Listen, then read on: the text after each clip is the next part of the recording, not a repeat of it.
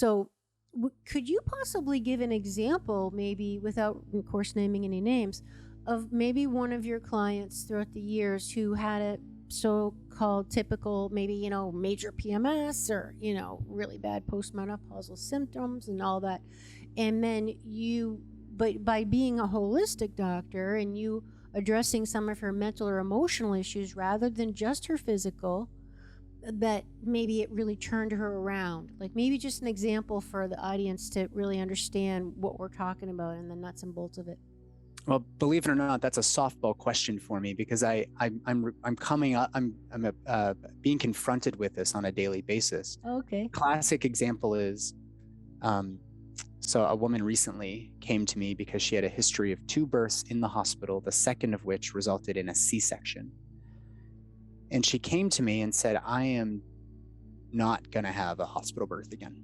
No way. No freaking way am I going to the hospital. I will have a home birth. I am ride or die, home birth train.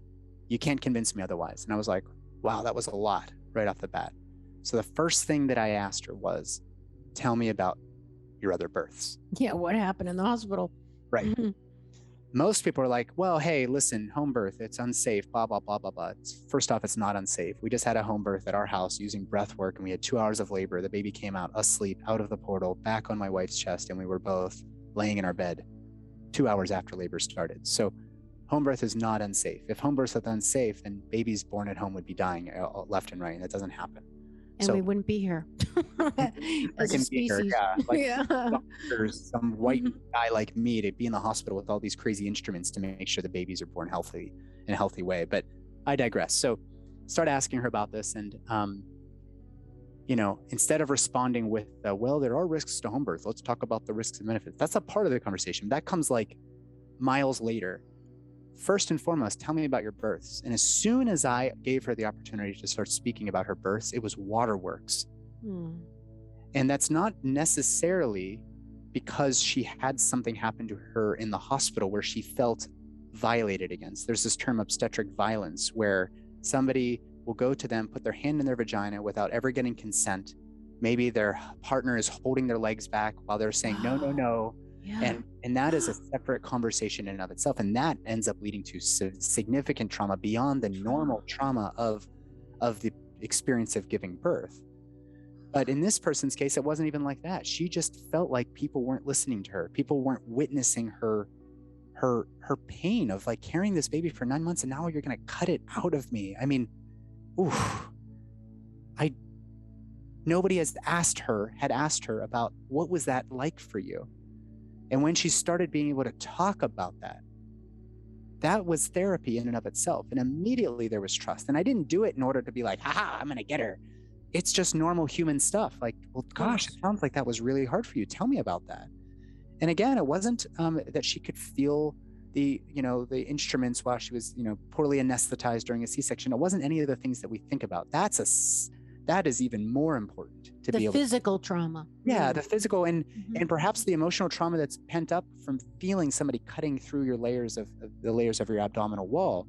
But that again everything was quote normal. It was a good C-section for all intents and purposes. But when I started asking her about what it was like, she just felt like I was treated as if somebody else was in control of my body.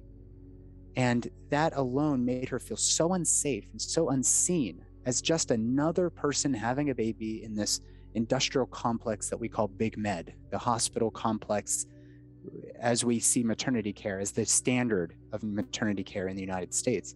So just by asking her about that, she was like, I want to have a home birth. And I was like, okay, let's talk about what a home birth would look like. It's like, what things about a home birth are going to seem better for you compared to what you experience in the hospital? And then she says, well, I want to be in a place where I feel safe. I want to be in my own clothes. I want to be in my own room. I want to have, my own kitchen. I want to have my lemonade, my favorite lemonade and everything there. I don't want to have to bring all of that into the hospital.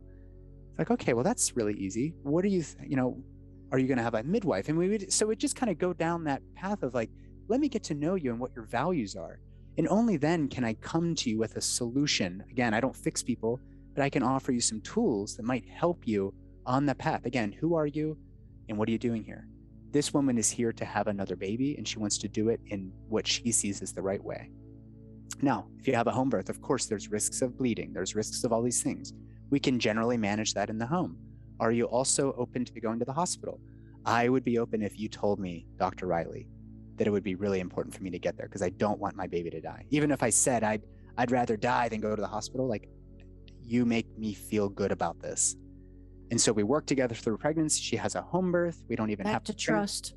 But that trust, I mean, so for her, when she ultimately did have her home birth, it was closing the circle on this trauma that was inflicted on her for no reason other than the doctor feeling like they're in control of something that clearly they have no control over, which is childbirth.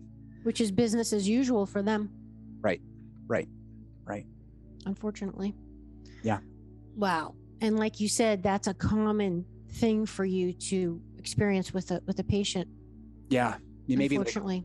Maybe like once a week. And I actually had another lady out who has a baby that is breech. And as you know, babies that come butt first generally the establishment would say just have a C-section. It's not safe. The baby's head gets stuck or whatever. There's plenty of babies that come out breech for, butt first and have no problems. But she was so rattled by it that as we were, she was sharing what her experience was like in her previous birth. This is a different patient. She like sobbed on our call. It was a remote call like this for like 10 minutes. And she was like, I'm just so grateful that I was able to share that with somebody. So like you said, it's not even that the doctors aren't asking. People in your life just want to take pictures with the baby, and they just want to help you out postpartum by making you meals. And that's all so great. And it's so appreciated. But when a person sits down with a woman who just went through the most challenging experience in their life, which is a verifiable transformation of spirit. You are different when you pass through that portal as a mom, and that baby comes out. You guys have transformed. Your partner has transformed. This is a new horizon you've just, you're standing in front of. And for somebody to say, wow, tell me about how that was. The act of telling your story is medicine. It's therapy. And if we don't do that, we don't get closure. And then we pent all of that up. And if, through the work of like Mark Boleyn, When Body Keeps the Score, Gabor Mate, we know that this trauma gets pent up in there. And we also know that trauma will impact the physiology of your future births. So this isn't just a luxury to have a, quote, holistic OBGYN. This is what we need to be doing for women if we want to fix the world.